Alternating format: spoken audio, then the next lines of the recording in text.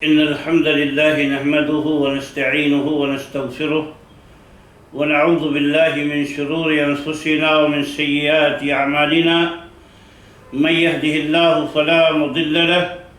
ومن يضلل فلا هادي له وأشهد أن لا إله إلا الله وحده لا شريك له وأشهد أن محمدا عبده ورسوله أما بعد. آج ہماری گفتگو کا موضوع رقیہ مروجہ اور اس کے متعلق کچھ گزارشات ہے. اس سے پہلے بھی الحمدللہ مختلف خطبوں میں، جلسوں کی تقریروں میں اور خصوصی نشستوں میں بھی ہم نے اس موضوع پر گفتگو کی ہے، اور دیگر ہمارے ساتھیوں نے بھی اس موضوع پر گفتگو کی ہے. یہ صوبائی جمعیت اہل حدیث ممبئی کا دفتر ہے، اور اس دفتر میں بھی علماء کرام کا اس موضوع پر ایک اجتماع ہو چکا ہے، جس میں الحمدللہ ان کے گراں قدر بیانات منظر عام پر آ چکے ہیں، جس میں ان سب نے متفقہ طور پر رقیہ مروجہ کے منکرات اور ان میں داخل بدعتوں پر نکیر کی تھی، اور سب نے متفقہ طور پر یہ بتایا تھا کہ رقیہ سینٹر قائم کرنا یا رقیہ کے لیے تفرغ اختیار کر لینا، رقیہ کو پیشہ اور حرفت بنا لینا، یہ شرعی اعتبار سے درست نہیں ہے. اس لیے کہ اللہ کے نبی صلی اللہ علیہ وسلم کے زمانے میں اور صحابہ کے زمانے میں اس طرح کا کوئی واقعہ نہیں ملتا ہے، ایسا کوئی ثبوت نہیں ملتا ہے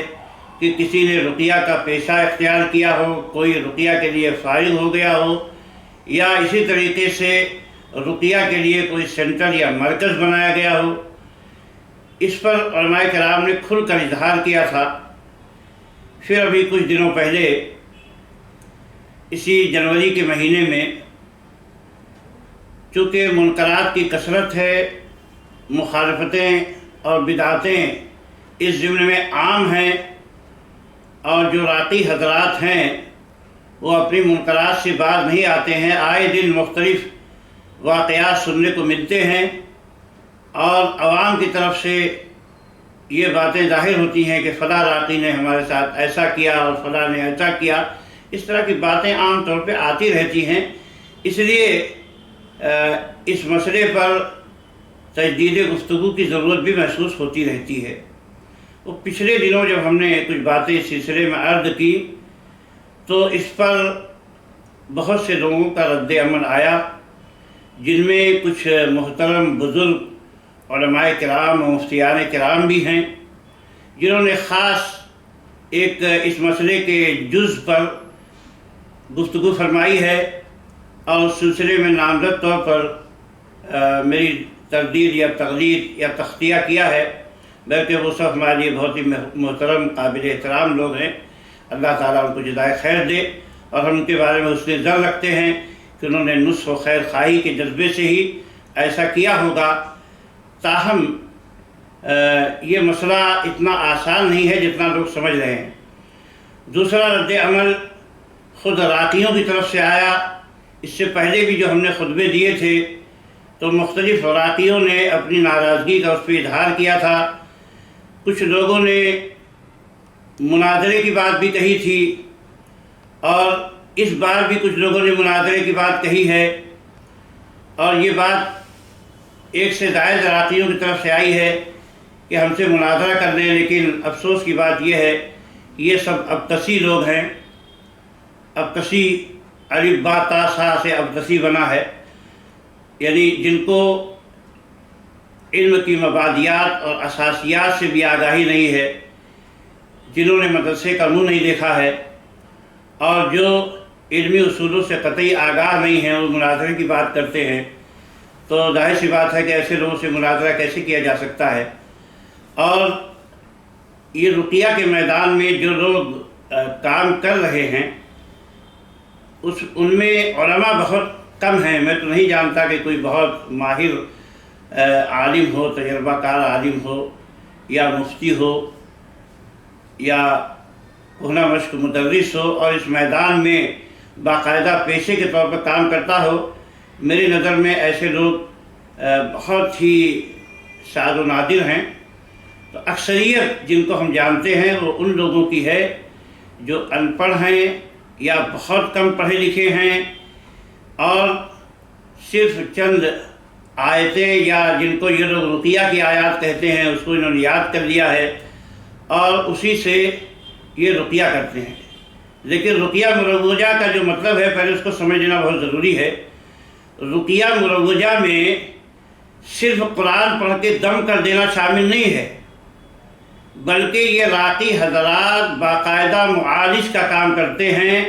اور جن کو فقہا کی اصطلاح میں متطبب کہا جاتا ہے، یہ تطبب کا کام کرتے ہیں. یعنی خود ساختہ انہوں نے اپنے آپ کو ڈاکٹر اور طبیبوں کے مقام پر لگا رکھا ہے، اور اس سلسلے میں علاج میں نت نئے طریقے استعمال کرتے رہتے ہیں، اور ان سب کا نام رقیہ شرعیہ ہے. یہ بے تحاشا مریضوں کی تشخیص کرتے ہیں، اور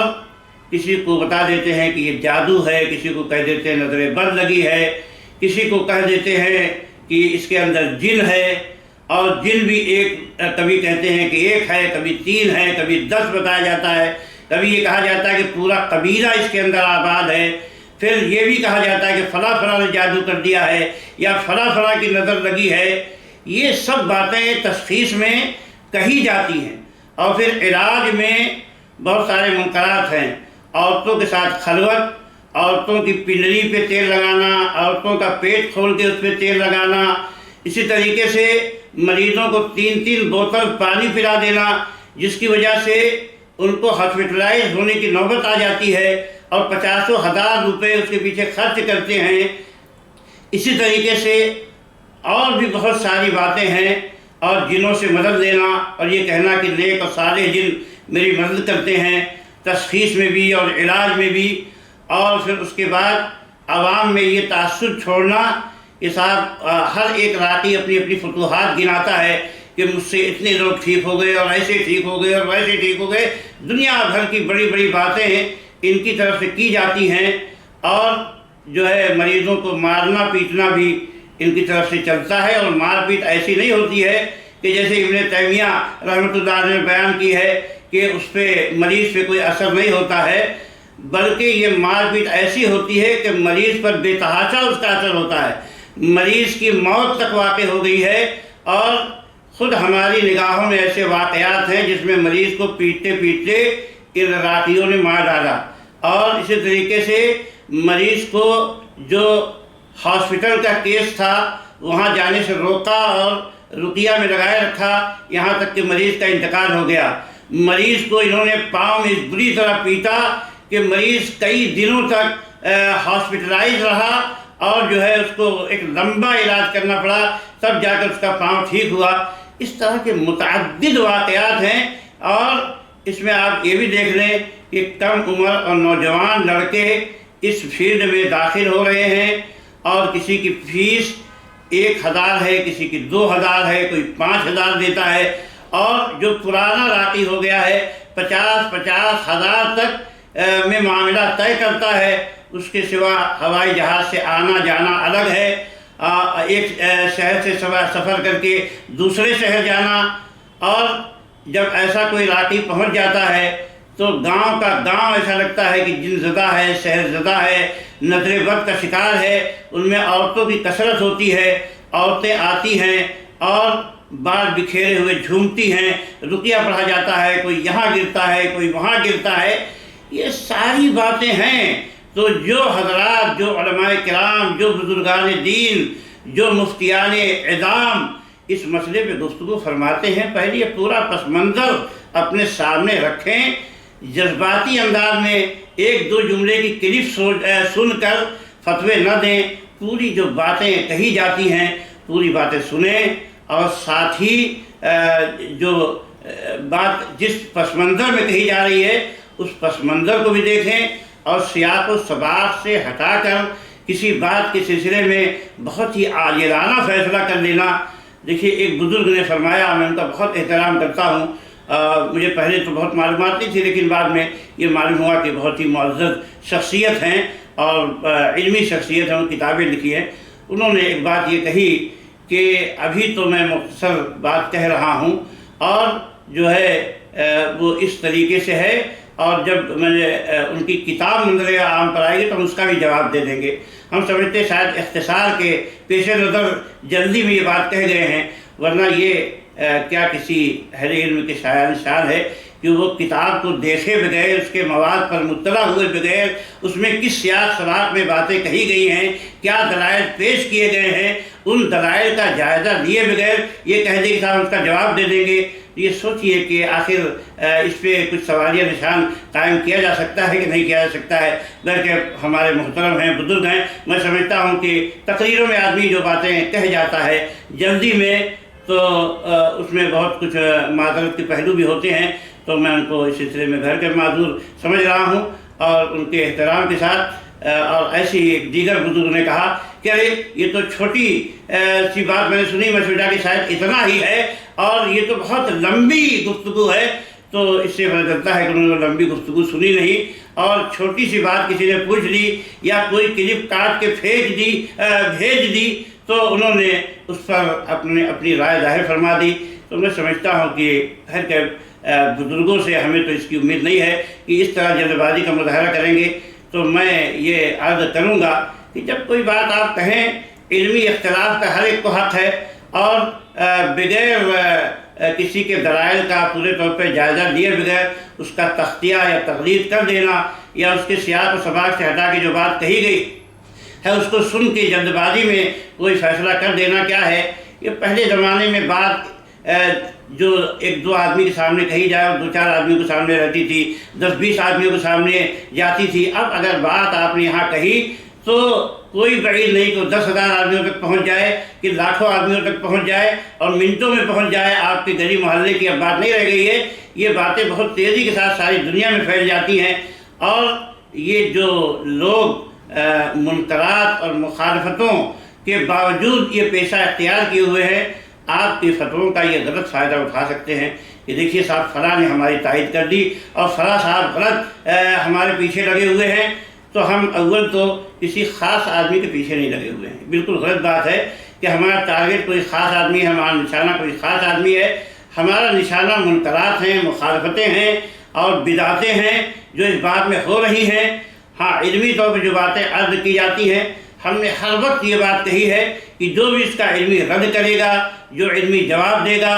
دلائل کی بنیاد پہ گفتگو کرے گا، ہم وقت اس کا استقبال کرنے کے لیے تیار ہیں. اور کچھ ہمارے جو احباب ہمیں مشورہ دیتے ہیں کہ ہم اس موضوع پہ نظر ثانی کریں، تو ہم نے نظر ثانی نہیں، نظر ثالث، رابع، خامس اور عاشر ہر طرح سے نظر ثانی کی ہے. اور اس موضوع پر کافی جو ہے ہم نے پڑھا بھی ہے، سنا بھی ہے، لوگوں سے مباحثے بھی کیے ہیں اور مناقشے بھی کیے ہیں. اس کے بعد جا کر کوئی بات ہم کہہ رہے ہیں. اب بھی بہرکیف اگر ہمارے سامنے کوئی ایسی دلیل آتی ہے جس سے ہمیں اس بات کا یقین ہو جائے کہ میری فلاں بات غلط ہے، تو ہر وقت اس سے رجوع کرنے کے لیے تیار ہوں. اور ہمیشہ اہل علم کی یہی شان اور یہی طریقہ رہا ہے کہ وہ اپنی غلطیوں سے رجوع کرنے میں کوئی عار محسوس نہیں کرتے تھے. اس لیے کہ ہر آدمی خطا کا پتلا ہے، اس سے کسی وقت بھی غلطی ہو سکتی ہے. تو یہ بات لوگوں کے مد نظر رہے. اب ہم نے بات یہ کہی تھی کہ رقیہ ایک عبادت ہے اور عبادت میں توقیف ہوتی ہے. اس جملے کو لگتا ہے لوگوں نے کاٹ کر علماء کے سامنے پیش کر دیا، اور انہوں نے بہت جلد بازی میں یہ احکام صادر کرنا شروع کر دیا کہ مقیم فیضی غلط کہتا ہے اور فلاں حدیثیں ہیں. میں نے اپنے گفتگو میں وہ حدیثیں پیش کی تھی جو حدیثیں یہ لوگ پیش کر رہے ہیں، اور ان میں ایک نقطہ بہت واضح ہے جس کی طرف میں نے اشارہ کیا کہ اللہ کے نبی صلی اللہ علیہ وسلم نے یہ نہیں کہا کہ وہ تمام رقیے جائز ہیں جن میں شرک نہ ہو. صرف یہی بات نہیں کہی بلکہ اس کے ساتھ ایک دوسرا جملہ بھی ہر ایک کے ساتھ تھا. جس نے بھی آپ نے اپنے خاص رقیے کی اجازت طلب کی کہ میرے پاس فلاں رقیہ تھا، میں کرتا تھا، تو آپ نے اس سے یہ کہا کہ الرقا لا باس بالرقا ما لم یکن فیہ شرک، کے ساتھ ساتھ آپ نے ہر ایک سے یہ کہا کہ اعرضوا علی رقاکم، کہ اپنے رقیے مجھ پر پیش کرو۔ اب آپ بتائیے کہ ابتدا میں تو چلو بات یہ سمجھ میں آ سکتی ہے کہ بھائی کوئی شرک میں اور غیر شرک میں تمیز نہ کر پاتا ہو، لیکن کیا مدینے میں جب اسلام پختہ اور راسخ ہو گیا، نبی صلی اللہ علیہ وسلم کی تعلیمات عام ہو گئی، تو کیا کسی صحابی کے بارے میں بدگمانی کی جا سکتی ہے کہ اس کو اتنی تمیز نہ پیدا ہوئی کہ اس کے رقیے میں شرک پایا جاتا ہے کہ نہیں پایا جاتا ہے؟ وہ اتنا بھی نہیں معلوم کر سکتا کہ اس کے رقیے میں شرک ہے کہ نہیں شرک ہے۔ تو جب اللہ کے نبی صلی اللہ علیہ وسلم نے اجازت عام، آپ کہتے ہیں کہ عام اجازت دے دی، تو عام اجازت دے دی کہ جس میں شرک نہ ہو اس سے رقیہ کرو، تو پھر پیشی کا مطلب کیا ہوا؟ پیشی کا مطلب یہی ہوا کہ شرک کے علاوہ بھی کوئی بات ہے کہ جس کو اللہ کے نبی صلی اللہ علیہ وسلم جانچ کرنا چاہتے ہیں، اور یہ جانچ بہت اہم ہے۔ اسی لیے 7ویں ہجری میں اسماء بنت عمیس رضی اللہ تعالی عنہ جو حبشہ سے واپس آئی تھیں، اس وقت جب ان کا واقعہ پیش آیا اور اللہ کے نبی صلی اللہ علیہ وسلم نے کہا کہ رقیہ کرو،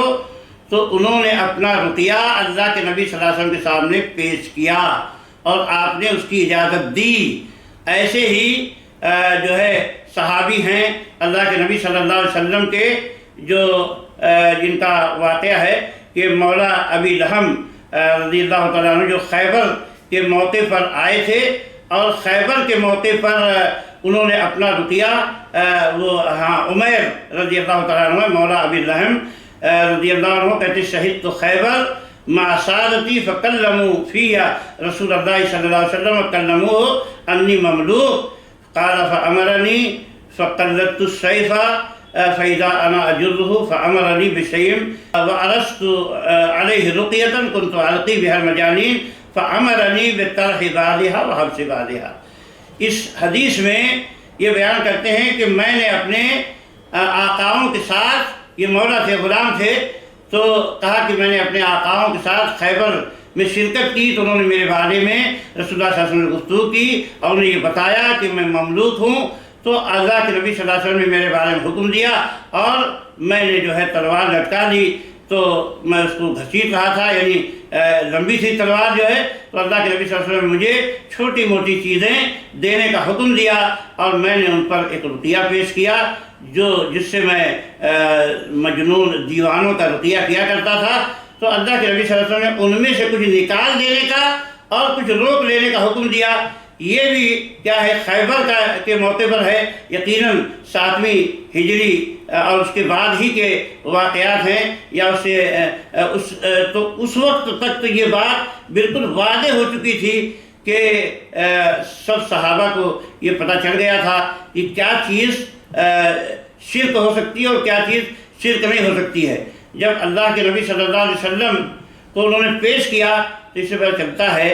کہ وہ پیش کرنا ضروری تھا، کیونکہ سب صحابہ کو اس بات کی تمیز تھی کہ شرک ہے، اور پھر اللہ کے نبی صلی اللہ علیہ وسلم دیکھیے تو کیا ان کو یہ معلوم نہیں تھا جو رقیہ انہوں نے پیش کیا کہ اس میں شرک ہے کہ نہیں ہے، اور اس میں کہیں وضاحت ہے کہ یہ شرکیہ جملہ تھا، اس لیے اللہ کے نبی صلی اللہ علیہ وسلم نے نکال دیا، یہ رقیہ کے لیے مناسب جملہ نہیں تھا، اس لیے اللہ کے نبی صلی اللہ علیہ وسلم اس کو نکال دیا۔ اور اس بات کی دلیل کہ اجتہاد کا دروازہ اس باب میں بند تھا، ایک دوسری یہ بھی ہے کہ آپ پورے ذخیرے احادیث سے تلاش کر کے کسی بھی صحیح سند کے ساتھ ایک صحابی کا اجتہادی رقیہ پیش کر دیجیے، یہ فلاں صحابی کا اجتہادی رقیہ جو انہوں نے نبی صلی اللہ علیہ وسلم کے بعد یہ رقیہ کیا ہے، اور اس سلسلے میں صحابہ جیسے بعد کے لوگوں کو ملتا ہے کہ میں نے فلاں آیت پڑھی تو اس مرد کے لیے فلاں دعا پڑھی، یا میں نے اپنی یہ دعا بنائی تو اس مرد کا فائدہ ہو گیا، اس طرح کی کوئی چیز آپ پیش کر دیجئے، یقیناً نہیں پیش کریں گے۔ اور ایک بزرگ نے یہ کہا کہ دیکھیے صحابہ کرام رقیہ میں اجتہاد کیا کرتے تھے، اور اس کے لیے مثال پیش کی جو ہے وہ لذیذ کا واقعہ جو ڈسا ہوا کہ اس میں جو ہے حضرت ابو سعید خدری نے رقیہ کر دیا، تو اللہ کے نبی صلی اللہ علیہ وسلم پوچھا وما یدریک بانھا رقیۃ، کہ تمہیں کیسے پتہ چلا کہ وہ رقیہ ہے؟ اگر رقیہ عام ہوتا تو پھر اللہ کے نبی صلی اللہ علیہ وسلم کو یہ پوچھنے کی ضرورت ہی نہیں تھی کہ تمہیں کیسے پتہ چلا کہ یہ رقیہ ہے۔ جب ہر صحابی کو یہ معلوم تھا، اس میں عام اجتہاد کی اجازت تھی کہ شرک نہ ہو تو کوئی بھی رقیہ کر دے، تو کیا حضرت حسین کے بارے میں نہیں تھا کہ قرآن مجید جو ہے قرآن مجید میں شرک نہیں ہے؟ اور قرآن مجید میں شرک کی کیا بات ہے؟ پھر اللہ کے نبی صلی اللہ علیہ وسلم کا یہ پوچھنا کہ تمہیں کیسے معلوم ہوا کہ یہ رقیہ ہے، آخر سے کیا تک ہے؟ مجھے پتا چلا کہ رقیہ کے لیے کوئی خاص بات ہے جو اسی لیے جو ہے عام طور پر اس بات کی اجازت نہیں دی گئی کہ کوئی بھی اپنا رقیہ بناتا رہے، اسی لیے صحابہ کرام کا کوئی رقیہ پایا نہیں جاتا ہے۔ دوسری بات یہ ہے، یہ کہتے ہیں کہ صحابہ نے بسا اوقات رقیے میں اجتہاد کیا، یا جو رقیے صحابہ نے اللہ کے نبی صلی اللہ علیہ وسلم کے سامنے پیش کیے وہ ان کے اجتہادی رقیے تھے، بلا شبہ ان کے اجتہادی رقیے تھے، لیکن جب اللہ کے نبی صلی اللہ علیہ وسلم نے اس کی تقریر کر دی، اس کا اس بات کر دیا تو رقیہ جائز ہو گیا۔ اور جن کا اس بات نہیں، اسی لیے آپ نے دیکھا کہ آخر میں جن صاحب رقیہ پیش کیا ان میں سے کچھ آپ نے نکال دیا، تو پتہ چلا کہ اپنا رقیہ کچھ چیزیں اس میں ایسی ہوتی جو نکالنے کے قابل بھی ہوتی ہیں اور اس کا پتہ آدمی کو نہیں چل سکتا ہے۔ تو اس سے پتہ چلا کہ کسی چیز کے بارے میں کہنا کہ یہ فلاں چیز کا رقیہ ہے، اس کے لیے نص کی ضرورت ہے۔ اب رہی بات کہ صحابہ نے اجتہاد کیا، تو صحابہ نے تو نماز کے اذکار میں بھی اجتہاد کیا تھا۔ چنانچہ امام مسلم رحمۃ اللہ علیہ نے اپنی صحیح میں کتاب المساجد و مواضع الصلاۃ باب ما یقال بین تکبیرۃ الاحرام والقراءۃ میں یہ تبویب چونکہ امام نووی رحمۃ اللہ علیہ کی طرف سے کی گئی ہے، لیکن اسی باب کے تحت امام مسلم رحمۃ اللہ علیہ روایت بیان کی ہے ان ابن عمر رضی اللہ عنہ قال بینما نحن نصلی مع رسول اللہ صلی اللہ علیہ وسلم اذ قال رجل من القوم اللہ اکبر کبیرا والحمد للہ کثیرا وسبحان اللہ بکرۃ وعصیلا فقال رسول اللہ صلی اللہ علیہ وسلم من القائل کلمۃ کذا وکذا قال رجل من القوم انا یا رسول اللہ، کہ ہم نماز پڑھ رہے تھے رسول اللہ صلی اللہ علیہ وسلم کے ساتھ کہ ایک آدمی نے لوگوں میں سے یہ کہا کہ اللہ اکبر کبیرا والحمدللہ کثیرا وسبحان اللہ بکرۃ وعصیلا، تو اللہ کے رسول صلی اللہ علیہ وسلم نے فرمایا کہ یہ بات کس نے کہی ہے ایسی ایسی؟ تو قوم میں سے ایک آدمی نے کہا کہ اللہ کے رسول میں نے کہی ہے، تو آپ نے فرمایا عجبت لہا فتحت لہا ابواب السماء، مجھے اس پہ تعجب ہوا، اس کے لیے آسمان کے دروازے کھول دیے گئے۔ حضرت ابن عمر رضی اللہ عنہ فرماتے ہیں کہ فما ترکتہن منذ سمعت رسول اللہ صلی اللہ علیہ وسلم یقول ذلک، رسول اللہ صلی اللہ علیہ وسلم کو جب سے میں نے یہ بات فرماتے ہوئے سنی میں نے انہیں کبھی نہیں چھوڑا۔ اور دوسری روایت حضرت انس رضی اللہ عنہ کی ہے، بیان فرماتے ہیں کہ ان رجلا جاء فدخل الصف وقد حفظه النفس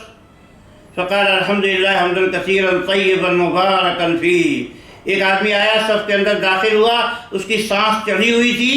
تو اس نے کہا الحمدللہ حمدا کثیرا طیبا مبارکا فیہ۔ جب نماز پوری ہو گئی، اللہ کے نبی صلی اللہ علیہ وسلم نے نماز پوری کر لی تو کہا ایکم المتکلم بالکلمات، یہ باتیں کہنے والا کون ہے؟ فأرم القوم، لوگ خاموش رہے، کسی نے جواب نہیں دیا۔ فقال، اللہ کے نبی صلی اللہ علیہ وسلم فرمایا ایکم المتکلم بہا فإنہ لم یقل بأسا، کون یہ بات کہنے والا ہے اس نے کوئی حرج کی بات نہیں کہی ہے۔ تب ایک آدمی نے کہا کہ اللہ کے رسول میں آیا اور میری سانس چڑھی ہوئی تھی تو میں نے یہ کلمات کہہ دیے۔ اللہ کے نبی صلی اللہ علیہ وسلم فرمایا کہ میں نے دیکھا کہ 12 فرشتے تیزی کے ساتھ کی طرف لپک رہے ہیں کہ کون اس کو اٹھا کے لے جائے گا۔ اسے بھی مسلم نے روایت کیا ہے، اور خطابی نے حفظ النفس کا معنی یہ بتایا کہ سانس جہد النفس یعنی تھک گیا تھا اور سانس چڑھ گئی تھی، وعاجلہ اور تیز جلدی چل رہی تھی دوڑنے کی وجہ سے، نماز کی طرف آنے کی وجہ سے۔ تو اب دیکھیے کہ حضرت عمر فرماتے ہیں میں نے تو کبھی نہیں چھوڑا۔ تو صحابہ نے نماز میں ایک ایسا ذکر کیا جو معروف نہیں تھا، نبی صلی اللہ علیہ وسلم سے نہیں سنا تھا، اپنی طرف سے پڑھا۔ تو کیا آپ یہ کہہ سکتے ہیں کہ صحابہ نماز کے اذکار میں اجتہاد کیا کرتے تھے؟ تو اجتہاد کا دروازہ کھلا ہے اذکار میں، جو چاہے نماز کے اذکار میں اجتہاد کرتا رہے، یا اللہ کے نبی صلی اللہ علیہ وسلم کی تقریر کی وجہ سے اس کو سنت کا درجہ حاصل ہو گیا؟ معاف کیجیے گا، اگر صحابہ کرام نے کسی مسئلے میں اجتہاد کر لیا اور اللہ کے نبی صلی اللہ علیہ وسلم جب واضح، ایک تو پہلے آپ نے رقیہ سے منع فرمایا، پھر جب لوگوں نے اجازت طلب کی تو ہر ایک سے آپ نے کہا کہ رقیہ میرے سامنے پیش کرو۔ تو صحابہ نے اس بات کو پختگی کے ساتھ سمجھا تھا کہ جس کو ہم رقیہ کے نام پر استعمال کرتے ہیں ان کے جواز کے لیے ان کو اللہ کے رسول صلی اللہ علیہ وسلم پر پیش کرنا۔ اب رہی بات یہ کہ قرآن کو شفا کے طلب کے لیے اگر کسی بھی آیت کو کوئی آدمی پڑھ دیتا ہے تو کیا اس میں کوئی حرج ہے؟ ہم کہتے ہیں کوئی حرج نہیں، اس میں کوئی حرج کی بات نہیں۔ جیسے مطلق دعا ایک ہوتی ہے دعائے مقید۔ دعائے مقید کا مطلب یہ ہوتا ہے کہ شریعت نے بتایا کہ فلاں کام کے لیے دعا ہے، لیکن ایک آدمی کو کوئی خاص دعا کسی موقع کی یاد نہیں ہے، تو اب وہ آدمی اگر یہ کہے یا رحمان ارحمنی، اے اللہ مجھ پہ رحم فرما دے، اور اس کو فائدہ ہو جائے، تو اب وہ سب کو بتاتا پھرے کہ نہیں صاحب یہ جو ہے یہ رقیہ ہے اور فلاں مشکل کی دعا ہے اور اس میں خاص اسرار ہیں، تو یہ کیا ہو گیا؟ یہی رکاوٹ آ جاتی کہ یہ اجتہاد کا مسئلہ نہیں ہے۔ تو جو حضرات یہ کہتے ہیں کہ آج فلاں کے کام کے لیے فلاں کام کے لیے ہے، توقیف کا مسئلہ وہاں ہے، اور یہ بہت سارے علماء نے یہ بات کہی ہے، ہم نے یہ بات نہیں کہی ہے۔ اب آپ کو ہم بتاتے ہیں کہ بہت سارے لوگ جو چونک رہے ہیں اور بہت سے علماء کرام کا اور معزز و مکرم علماء کرام اور کبار علماء کرام کا نام لے رہے ہیں، ہم انہی سے آپ کو یہ بتا رہے ہیں کہ انہوں نے فرمایا ہے کہ رقیہ توقیفی ہے۔ لیجئے، یہ فتاوی لجنہ دائمہ کی جلد 2 میں فتویٰ نمبر 18559 ہے۔ سوال یہ ہوتا ہے کہ اِنَّا نُعَالِجُ حالات الشرعی واللبسی والمسی بالقرآن الکریم والعدیۃ الثابتۃ عن النبی صلی اللہ علیہ وسلم والاذکار الصحیحۃ الواردۃ عنہ ایضا ولكن هناك بعض الاخوۃ يعالجون بعدۃ طرق ومنها۔ سوال ہوا کہ ہم لوگ شرع کے حالات کا اور جن زندگی اور دن کے لاحق ہونے کے حالات کا قرآن کریم سے ثابت شدہ نبی صلی اللہ علیہ وسلم سے دعائیں اور اذکار صحیحہ جو ان سے وارد ہیں ان کے ذریعہ علاج کرتے ہیں، لیکن کچھ بھائی ایسے ہیں جو مختلف طریقوں سے علاج کرتے ہیں۔ وَمِنْهَا يَرْقِي فِي حُقْنَةٍ مِّنَ الْكَالاکوز وَتُعْطَى لِلْمَرِيضِ الْمُصَابِ بِالْجَانِ فِي الْوَرِيدِ وَيَسْتَدِلُّ بِأَنَّ الشَّيْطَانَ يَجْرِي فِي الْإِنسَانِ مِنْهُ مَجْرَى الدَّمِ۔ ایک آدمی رقیہ کرتا ہے تو گلوکوز کا انجیکشن لگا دیتا ہے مریض کو، جو زندہ ہوتا ہے اس کے نس میں شریان میں جو ہے وہ لگا دیتا ہے، اور اس سے استدلال اس حدیث سے کرتا ہے کہ شیطان انسان کے خون کی رگوں میں دوڑتا ہے۔ نمبر 2، یرقی فی الماء ویضیف علیہ العطر بحجۃ ان الجان لا یحب العطر ویشربہ المصاب،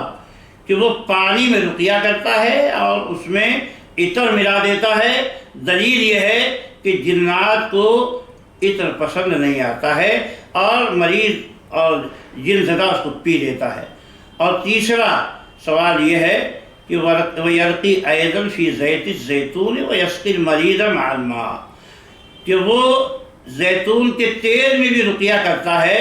اور مریض کو پانی کے ساتھ پلا دیتا ہے۔ بِمَاذَا تَنْصَحُ إِخْوَانَكَ الَّذِينَ يُقْدِمُونَ یا يُقَدِّمُونَ مِثْلَ هَذِهِ الْمُعَالَجَةِ، کہ آپ ان بھائیوں کو کیا نصیحت کریں گے جو اس طرح کا علاج پیش کرتے ہیں؟ جواب دیتے ہیں الرقیۃ الشرعیۃ توقیفیۃ لا یجوز الزیادۃ فیہا علی الوجہ المشروع۔ پھر ایک بار پڑھتا ہوں، غور سے سنیں۔ الرقیۃ الشرعیۃ توقیفیۃ لا یجوز الزیادۃ فیہا علی الوجہ المشروع، وقد ادخل بعض الناس فی الرقیۃ الشرعیۃ صنوفا من المحدثات جہلا او تعقلا او من تلاعب الشیطان ببعضهم۔ رقیہ شرعیہ توقیفی ہے، اس میں اضافہ جائز نہیں ہے جو مشروع طریقے پر کیا جائے، اس میں مشروع طریقے پر اضافہ کرنا جائز نہیں ہے۔ اور بعض لوگوں نے رقیہ شرعیہ میں مختلف قسم کی بدعتیں داخل کر دی ہیں، اس کا سبب یا تو ان کی جہالت ہے، یا وہ کھانا پینا چاہتے ہیں اس کے ذریعہ، یا ان میں سے بعض لوگوں کے ساتھ شیطان کھلواڑ کرتا ہے۔ وَمِنْهُ إِجْرَاءُ بَعْضِهِمِ الرُّقْيَةَ فِي حُقْنَةٍ ثُمَّ ضَرْبُهَا فِي الْوَرِيدِ مِنَ الْمَرِيضِ الْمُصَابِ بِالْمَسِّ، اور ان میں سے بعض لوگوں کا رقیہ میں یہ عمل کرنا کہ وہ انجیکشن کے اندر جو ہے وہ کچھ چیزیں ڈال دیتے ہیں، پھر اس کو مریض کی نس میں لگاتے ہیں جو جن زدگی کا شکار ہوتا ہے۔ محتجن ھذا الراقی بحدیث، اور یہ راقی استدلال کرتا ہے اس حدیث سے کہ ان الشیطان یجری من ابن آدم مجرى الدم، کہ شیطان انسان کے خون کے رگوں میں دوڑتا ہے۔ فرماتے ہیں وَهَذِهِ رُقْيَةٌ بِوَسِيلَةٍ غَيْرِ شَرْعِيَّةٍ وَتَطَبُّبٌ، فرمایا کہ یہ رقیہ ہے غیر شرعی وسیلے کے ذریعہ، اور تطبب ہے یعنی خود ساختہ بناوٹی ڈاکٹری ہے۔ انسان ڈاکٹری اس نے نہ پڑھا ہے نہ جانتا ہے، لیکن اپنے آپ کو معالج بنا کر پیش کرتا ہے۔ یہ مصنوعی ڈاکٹر ہے، بناوٹی ڈاکٹر ہے، تو یضمن ما یحصل منہ من جنایۃ علی المریض، مریض پر جو ظلم و زیادتی کرتا ہے اس کی وجہ سے اگر کوئی نقصان ہوگا تو اس کی بھرپائی اور اس کا تاوان اس کو دینا پڑے گا۔ ولا حجت لہذا المتطبب بالحدیث المذکور لما ذکر، فرماتے ہیں کہ اس متطبب کے لیے یعنی اس مصنوعی ڈاکٹر اور نیم حکیم خطرے جان کے لیے مذکورہ حدیث سے استدلال کرنا جو اس نے بیان کیا ہے وہ صحیح نہیں ہے۔ لأنه يدل على ملابسة الشیطان للانسان، حدیث کی دلالت یہ ہے کہ شیطان انسان کو لاحق ہوتا ہے۔ فيعالج بالرقية الشرعية وهي القراءة والنفث على المصاب، یا فيعالج اس کا علاج رقیہ شرعیہ سے کیا جائے، اور رقیہ شرعیہ یہ ہے کہ قرات کی جائے اور جو مریض ہے اس پر پھونکا جائے یا اس پر تھتکارا جائے، جیسا کہ کما کان نبی صلی اللہ علیہ وسلم یفعل ذلک، جیسا کہ نبی صلی اللہ علیہ وسلم کیا کرتے تھے۔ وقد یترتب علی حقن الماء فی الورید ضرر او تلف، فرمایا کہ ہو سکتا ہے کہ پانی کا انجیکشن ورید میں لگانے کی وجہ سے نقصان ہو جائے یا کوئی چیز تلف ہو جائے۔ وباللہ التوفیق، وصلی اللہ علی نبینا محمد وآلہ وصحبہ وسلم۔ اللجنۃ الدائمہ للبحوث العلمیہ والافتاء، اس کے مفتی حضرات ہیں بکر ابو زید، صالح الفوزان، عبداللہ ابن غدیان، عبدالعزیز آل الشیخ، عبدالعزیز ابن عبداللہ ابن باز، ان کے نام ایسے لکھے ہوئے، اس لیے میں نے سے پڑھے۔ سب مشائخ جو ان میں سے زندہ ہیں، اللہ تعالیٰ ان کو اپنی حفاظت میں رکھے، اور جن کی وفات ہو گئی اللہ تعالیٰ ان سب پہ رحم فرمائے۔ یہ سب بڑے بڑے علماء ہیں، بڑے مفتیان کرام ہیں۔ دیکھیے انہوں نے یہ فرمایا کہ رقیہ شرعیہ توقیفی ہے۔ اب آپ خود فیصلہ کریں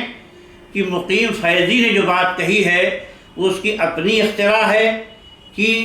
بڑے بڑے علماء کرام نے یہ بات کہی ہے، اور بہت بڑی ایک فہرست ہے علماء کرام کی جو یہ بات کہتے ہیں۔ حقیقت یہ ہے کہ میں اس بات کا کھل کے اعتراف کرتا ہوں کہ یہ مسئلہ اختلافی ہے۔ بعض علماء نے کہا کہ مطلقاً توقیفی ہے، اس میں کسی اضافے کی گنجائش نہیں ہے۔ کچھ علماء کہتے ہیں کہ نہیں صاحب مطلقاً اجتہادی ہے، جو بھی چیز نفع پہنچائے اس سے رقیہ کر سکتے ہیں۔ کچھ لوگ بین کا طریقہ اختیار کرتے ہیں اور کہتے ہیں کہ کچھ چیزیں اس میں توقیفی ہیں، یعنی جو قرآن کی آیتیں ہیں یا معصور دعائیں ہیں وہ پورے طور پہ توقیفی ہیں، ان میں کوئی اضافہ یا کمی یا عدد اپنی طرف سے بڑھانا، وہ تمام باتیں جو کسی چیز کو بدعت بنا دیتی ہے، کسی عبادت کو، وہ سب ان کے ساتھ کرنا درست نہیں ہے۔ البتہ بعض وسائل کا استعمال کر سکتے ہیں، لیکن جن لوگوں نے بھی اس میں توسع سے کام لیا ہے وہ اس کی کوئی ضابطہ بندی نہیں کر سکے ہیں، اور ان کے فتووں کا لوگوں نے اس قدر غلط استعمال کیا ہے جس کے نمونے میں آپ کے سامنے پیش کروں گا، اور وہ نمونہ میں پیش کرنے جا رہا ہوں۔ آپ غور فرمائیں کہ ایک سوال آتا ہے لجنہ دائمہ ہی کا، اور 21,240 نمبر کا فتویٰ ہے۔ اس میں سوال کرنے والوں نے کہا کہ ایک ورق ہم لگاتے ہیں اپنے سوال کے ساتھ، جو بات ان رقیوں پر مشتمل ہے جس کو عام طور پہ لوگ استعمال کرتے ہیں، اور ہم چاہتے ہیں کہ اس کا جو مضمون ہے اس کی توثیق حاصل کر لیں آپ لوگوں سے، اور اس کی صحت کی معرفت حاصل کر لیں۔ اور مرکز کے دعات نے یہ چاہا ہے کہ سماحت الشیخ اس پر آگاہ ہو جائیں اور اپنی رائے اس کے بارے میں دیں۔ تو فرمایا کہ یہ ان النموذج المذکور عن الرقیۃ لا یسوغ العمل بما فیہ من تحدید عدد معین لمرات القراءۃ لأنہ لا دلیل علی ذلک، کہ اس ورق میں جو باتیں لکھی گئی ہیں ان میں جو یہ کہا گیا ہے کہ یہ قرأت اتنی مرتبہ کی جائے، یہ جو متعین تحدید کر دی گئی ہے اس پر عمل کرنا درست نہیں ہے، اس لیے اس کی کوئی دلیل نہیں پائی جاتی ہے۔ کما ان تعین الاغتسال بالماء قبل غروب الشمس بدقائق، اسی طریقے سے یہ جو تعین کی گئی ہے کہ اس پانی سے آفتاب کے غروب ہونے سے چند منٹ پہلے غسل کیا جائے، لا اصل لہ فیما نعلم، اس کی کوئی اصل نہیں ہے ہمارے اپنے علم کے مطابق۔ اور اس کے سوا جو قرأت ہے اور دعائیں ہیں اور مباح دوائیں ہیں جن کے نفع کا تجربہ ہو چکا، اس میں کوئی حرج نہیں ہے۔ تو پتہ چلا کہ راقی حضرات کو آپ نے ہاتھ پکڑا دیا یا انگلی پکڑا دی تو پہنچے تک چلے گئے۔ ابھی آپ کو اور بھی کئی نمونے میں آپ کے سامنے پیش کروں گا، یہ بھی فتویٰ پر سن لیجئے۔ شیخ بکر ابو زید، شیخ صالح الفوزان، شیخ عبداللہ ابن غدیان اور شیخ عبدالعزیز ابن عبداللہ ابن باز، یہ حضرات اس میں شامل ہیں جنہوں نے فتویٰ دیا تھا۔ اور اسی طریقے سے دیگر ایک فتویٰ ہے جس کے بارے میں سوال کیا ہے، لجنہ دائمہ ہی کا ہے، کہ سوال ہے یفیدکم حفظکم اللہ ان کثیر من القراء الذین یقرؤون علی المرضى والمسروعین ومن به مس من الجان ينتشر بینہم امر اود الاستفسار عنہ، کہ بہت سے راقی حضرات یا قراء حضرات جو مریضوں پر پڑھتے ہیں اور جن زدوں پر دورے کے مریضوں میں اور جسے جن لاحق ہوتا ہے ان کے درمیان ایک امر منتشر ہے، میں اس کے بارے میں پوچھنا چاہتا ہوں لعارفہ، تاکہ مجھے معلوم ہو جائے، ویعرف کثیر من الناس مدى مشروعیتی، اور بہت سارے لوگوں کو اس کی مشروعیت کا پتہ چل جائے، وَهَلْ يُعَدُّ مِنَ الرُّقِيَّةِ الشَّرْعِيَّةِ أَمْ لَا، اس کا شمار بھی رقیہ شرعیہ میں ہے یا نہیں۔ أَلَا وَهُوَ أَنَّ كَثِيرًا مِّنْهُمْ يَقْرَؤُ فِي گَالُونٍ كَبِيرٍ جِدًّا مُمْتَلِئٍ بِالْمَاءِ، کہ بہت سے لوگ بہت بڑے گیلن میں جو پانی سے بھرا ہوتا ہے رقیہ پڑھتے ہیں۔ آپ نے کہا پانی پہ رقیہ پڑھنا جائز ہے، یہ کچھ علماء نے اس پہ اس وقت ہمارا موضوع بحث پانی پہ رقیہ پڑھنا نہیں ہے، جو اس پہ ہم انشاءاللہ پھر تفصیلی گفتگو کریں گے۔ صرف یہ بتانا چاہ رہے ہیں کہ پانی پر رقیہ پڑھنے کے جواز کا فتویٰ کچھ علماء نے دیا۔ اب دیکھیے کہ راقی حضرات اس کا کیسا استحسان کرتے ہیں اور کیسے اس کا استقلال کرتے ہیں۔ جن علماء نے اجتہاد و توسع کا دروازہ کھولا ہے وہ کوئی ضابطہ بندی اور حد بندی نہیں کر سکے، اور وہ لاکھ بار میں چیختے چلاتے رہ گئے کہ صاحب آپ یہ بھی کر رہے ہو، یہ بھی کر رہے ہو، یہ مت کرو، وہ مت کرو، ضابطے میں رہو، حدود میں رہو، لیکن کوئی نہ ضابطے میں، جب آپ کا کوئی ضابطہ نہیں، آپ نے کہہ دیا کہ صاحب جو ہے اجتہاد اس میں جائز ہے، اور ہر راقی جس نے نفع کا تجربہ کر لیا ہے وہ اپنے طور پہ کام کرے، تو آپ چاہے ایک گلاس پانی میں پڑھیں، چاہے تالاب میں پھونک دیں، چاہے سمندر میں پھونک دیں، سب نے اس کا جو ہے طریقہ نکال دیا ہے۔ اب آپ دیکھیے کہہ رہے ہیں کہ وہ بہت بڑے گیلن میں پڑھتا ہے جو پانی سے بھرا ہوتا ہے، پھر اس کے بعد اس کو چھوٹے چھوٹے بوتلوں میں ثم بعد ذلك يفرغ ذلك الماء في قوارير صغيرة، تاکہ اس پانی کو چھوٹے چھوٹے بوتلوں میں بھرا جاتا ہے، وَتُوضَعُ فِي قَرَاطِينَ وَتُبَاعُ عَلَى النَّاسِ، پھر اس کو کارٹونوں میں بھر کے لوگوں پر بیچا جاتا ہے ووجہ الاشکال ان القاری یقرأ علی ماء کثیر جدا، اور وجہ اشکال یہ ہے کہ قاری یا راقی بہت زیادہ پانی پہ پڑھ دیتا ہے، ولیس یقرأ فی کل قارورۃ، ہر بوتل میں نہیں پڑھتا ہے، اور فی اناء صغیر، یا چھوٹے برتن نہیں پڑھتا ہے۔ اب بتائیے صاحب، آپ نے کہا کہ پانی میں پھونک سکتے ہیں، اور اس نے سوچا ایک ایک گلاس ایک ایک بوتل پھونکوں گا، اب تو اپنی مارکیٹ لگی ہوئی ہے، یہاں 100 آدمی کھڑے ہیں، 100 آدمیوں کے بوتل میں پھونکنے میں بہت ٹائم لگے گا اور انرجی برباد ہوگی، تو ایک ہی بار میں لاؤ کیوں نہ جو ہے ٹنکی ہی میں رقیہ کر دے، اور اس کو نوکر چاکر لگے ہیں وہ سب بھر دیں گے، اور اس کے بعد جو ہے آرام سے بکتا رہے گا۔ یہی ہو رہا ہے، اور اس طرح کی رپورٹیں ہمارے ہندوستان کے بعد چھوڑ دیجئے، سعودی عرب کی رپورٹیں ہیں، میں جو اس کے مخصوص ذرائع ہیں، حیات الامر بالمعروف والنہی عن المنکر کا جو ڈپارٹمنٹ کا شعبہ ہے، اس کی رپورٹ کسی موقع پر آپ کے سامنے پیش کروں گا کہ اس سلسلے میں کیا کیا کارنامے راقی حضرات انجام دیتے ہیں۔ تو آپ پہلے یہ فتویٰ تو پہلے ہم اس کو پورا کر لیں۔ سوال تو کہتے ہیں کہ اب یہ بتائیے، ارجو منکم حفظکم اللہ ان تبینوا مدى مشروعیت ھذا العمل، میں آپ سے اللہ آپ کی حفاظت فرمائے یہ پوچھتا ہوں کہ اس عمل کی مشروعیت کس حد تک ہے، وَهَلْ هُوَ مِنَ الرُّقْيَةِ الشَّرْعِيَّةِ فِي شَيْءٍ أَمْ لَا، کیا اس کا کوئی تعلق رقیہ شرعیہ سے ہے یا نہیں ہے، وَمَا هُوَ الضَّابِطُ فِي الْقِلَّةِ وَالْكَثْرَةِ وَلَا، اور یہاں قلت و کثرت کا ضابطہ کیا ہے۔ کما اود ان افیدکم عن ظاہرۃ اخری توجد عند ہؤلاء القراء، اسی طریقے سے میں آپ کو بتانا چاہتا ہوں کہ ایک دوسری بھی رائج چیز ہے جو قاریوں کے ہاں پائی جاتی ہے، وہ الا وہی جمع عدد من المرضى في غرفة واحدة ويوجد في هذه الغرفة مكبر للصوت فيقوم القارئ بالقراءة على هؤلاء المرضى أو المسروعين ونحوهم عن طريق هذا المكبر۔ جیسے کہ میں آپ کو یہ بتانا چاہتا ہوں کہ وہ یہ ہے کہ بہت سے مریضوں کو ایک کمرے میں جمع کر دیا جاتا ہے، اور اس کمرے میں ایک لاؤڈ اسپیکر ہوتا ہے، اور قاری صاحب ان مریضوں پر او ان مسروعین یا جن زدوں پر دورے کے مریضوں پر پڑھتے ہیں، اور اسی لاؤڈ اسپیکر کے ذریعہ سب وقت پڑھ دیتے ہیں۔ ووجہ الاشکال ہونا، اور یہاں اشکال کی وجہ یہ ہے کہ انہ لا یصل الی المرضى شیء من ریق القاری، کہ مریضوں تک قاری کے تھوک میں سے کچھ بھی نہیں پہنچتا ہے۔ وأيضا لا توجد مباشرة لمحل المرض أو العلة، اسی طریقے سے براہ راست کوئی کام مرض کی جگہ پر یا بیماری کی جگہ پر نہیں ہوتا ہے، یعنی وہاں نہیں پھونکا جاتا ہے۔ للقراءة من القاری، قاری کی قرأت کا کوئی حصہ وہاں نہیں جاتا ہے۔ ويكون ذلك كما لو كان المسجل فيه تسجيل القرآن، اس کا معاملہ بالکل ایسے ہی ہے جیسے کوئی ٹیپ ریکارڈر سے قرآن سن لے۔ ارجو ان تبینوا حفظکم اللہ مشروعیت ھذا العمل نصحا للاسلام والمسلمین، ہم امید کرتے ہیں آپ سے اللہ آپ کی حفاظت فرمائے، اس عمل کی مشروعیت ہمیں بتا دیجئے، اسلام اور مسلمانوں کی خیر خواہی میں یہ فتویٰ ہمیں سنا دیجئے، وجزاکم اللہ خیرا۔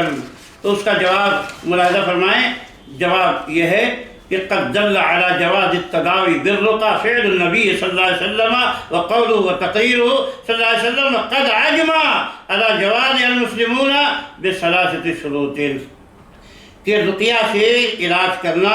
اس کا جواز نبی صلی اللہ علیہ وسلم سے، ان کے قول اور تقریر سے اور فعل سے ثابت ہے، اور اس کے جواز پر سارے مسلمان متفق ہیں، اور پھر وہ تینوں شرطیں بیان کی ہیں کہ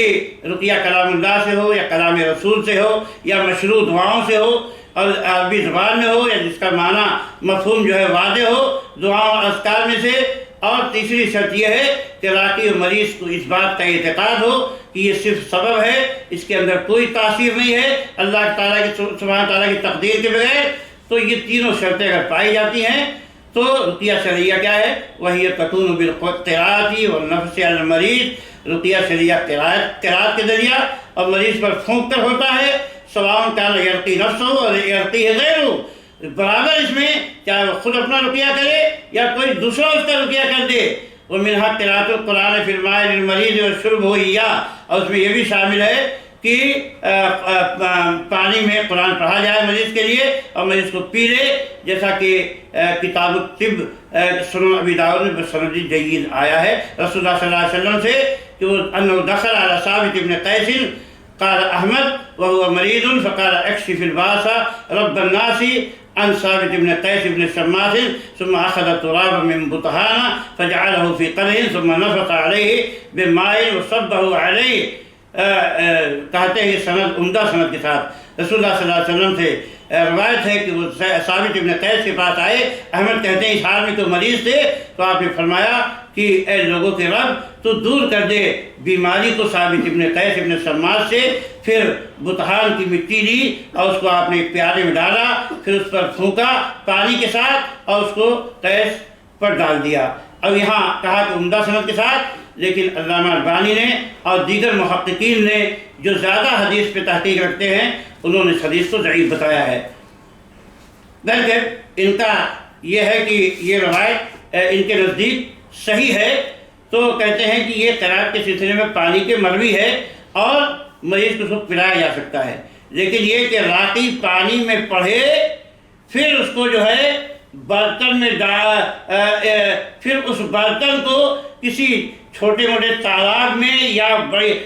فی برکتن اور خزان یا ٹنکی میں ڈال دے، یا او ینفث فی خزان رقیۃ عامۃ،